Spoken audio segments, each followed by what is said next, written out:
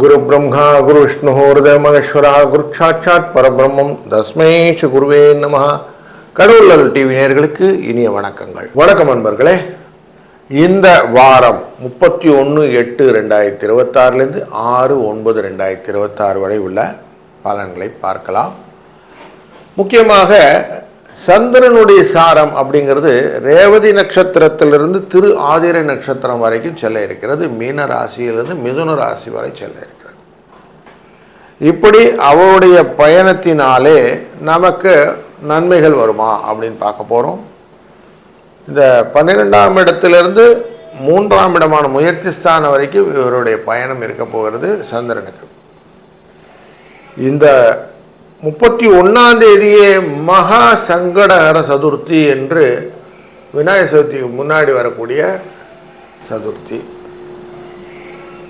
வளர்பிறையில் வரக்கூடிய சங்கட சதுர்த்தியை நம்ம பார்க்கிறோம்.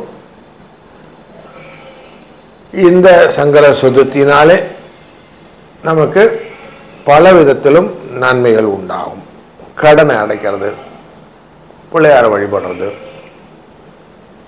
கடனை அடைப்பது. இந்த பாம்பேலெல்லாம் போயிட்டிங்கன்னா பிள்ளையார், சித்து பிள்ளையார், அந்த பிள்ளையார் தான் நமக்கு எல்லாமே.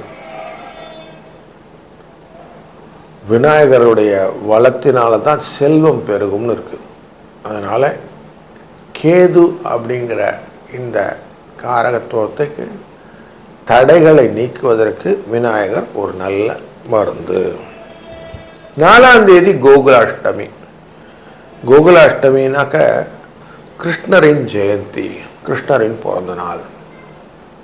இப்போ கிருஷ்ணருடைய அந்த படத்தை வச்சுட்டு குழந்தை காலை போட்டு படம் வச்சு பால் தயிர் நெய் எல்லாம் வச்சு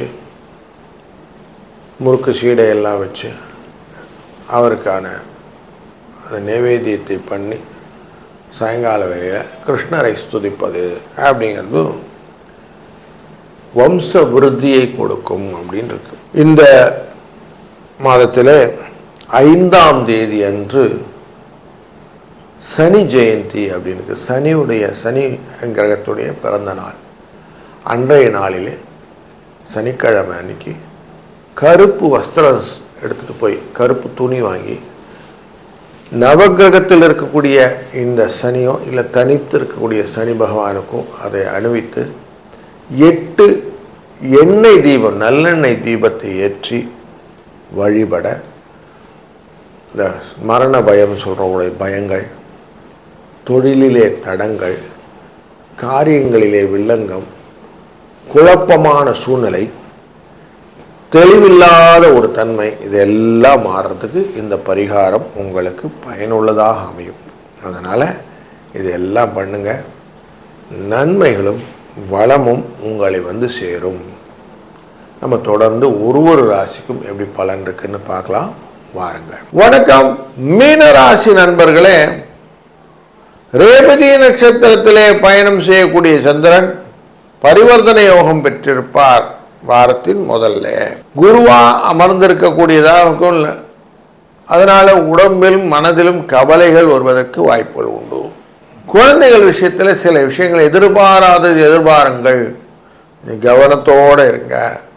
அவர்களோட உடல்நிலையிலே கொஞ்சம் பாதிப்பு வருவதற்கு வாய்ப்பு ஜாஸ்தி இருக்கும். சந்திர பகவான் வக்கரத்தில் இருப்பதனாலே எதையும் மதிக்கக்கூடாது அப்படிங்கிற மாதிரி ஒரு எண்ணம் இருக்கும். கொஞ்சம் அதை மாற்றிக்கிடுங்க. 2ஆம் இடம் குடும்பம், தனம், வாக்குஸ்தானத்துக்குரிய செவ்வாய் அப்படிங்கிறவர் 4ஆம் இடமான சுகஸ்தானம் மண் மனை வாகனஸ்தானத்தில் இருப்பதனாலே மாற்றம் ஒன்றுதான் மாறாதது அப்படிங்கிற கோட்பாட்டுக்கு நீங்கள் ரெடியாக இருப்பீங்க. புதுசாக எதையா மாற்றிக்கிட்டே இருப்பீங்க. புத பகவானுடைய வீட்டிலே செவ்வாய் இருப்பதும், புதன் சூரியன் கேது மூவரும் சேர்ந்து சிம்மராசியிலே இருப்பதும் உங்களுக்கு புத்தித்தன்மையை தடுமாற்றம் இல்லாமல் பார்த்துக்கொள்ள வேண்டிய சூழ்நிலையை ஏற்படுத்துகிறது. பக்தியுடன் இருக்க வேண்டிய சூழ்நிலை ஏற்படுத்துகிறது. சரீர அசதி இருப்பதற்கான வாய்ப்புகளும் உண்டு. ஆனால் கொஞ்சம் கேர்ஃபுல்லாக எல்லாத்தையும் ஹேண்டில் பண்ணணும். உறவு அப்படிங்கிற விஷயத்தில் விரிசல் அடையாமல் பார்த்துக்கொள்வதும் உங்கள் கடமை. குரு பகவான் உச்சத்திலே 5ஆம் இடத்திலே அமர்ந்து இருக்கிறார், குழந்தைகள் ஸ்தானத்திலே. அதனாலே குழந்தைகளில் நல்ல படிப்பு, நல்ல மதிப்பெண்கள் வருவதற்கு வாய்ப்புகள் உண்டு. டெவலப்மெண்ட் அப்படிங்கிற சூழ்நிலையில் நல்ல வளர்ச்சிகளை காணலாம். சுக்கிர பகவானானவர் உங்கள் ராசியினுடைய அஷ்டமத்திலே அமர்வது லாபத்தை கொடுப்பதாகவும் உடல் ஆரோக்கியத்தை மேம்படுத்துவதாகவும் நல்லதொரு இணக்கமான சூழ்நிலை கணவன் மனைவிக்குள்ளே ஏற்படுத்துவதற்கும் வாய்ப்புகள் உண்டு. புதிய பார்ட்னர்ஸ் மூலியம் பணம் வருவதற்கான வாய்ப்புகள் காட்டுறது. சூரியன் ராசியினுடைய 6ஆம் இடத்திலே அமர்ந்து கொண்டு புத பகவானுடன் சேர்ந்து இருப்பதனாலே வெற்றிக்கான வாய்ப்புகள் நிறைய இருக்கக்கூடிய சூழ்நிலையும், பொருளாதாரத்திலே நல்ல வசதி கிடைப்பதற்கான வாய்ப்புகளும் நிறைய இருக்கு.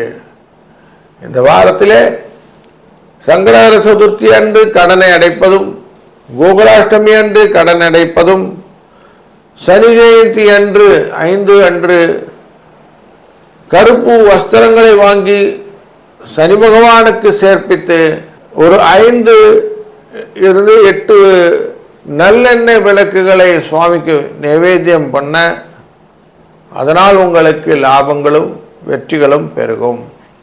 வாழ்க வளத்துடன். கடவுள் அருள் டிவியை பார்த்தமைக்கு நன்றிகள். மேலும் இது போன்ற தகவல்களை தெரிந்து கொள்ள கடவுள் அருள் டிவியை சப்ஸ்கிரைப் செய்யுங்கள். மறக்காமல் பெல் ஐக்கானை கிளிக் செய்யுங்கள்.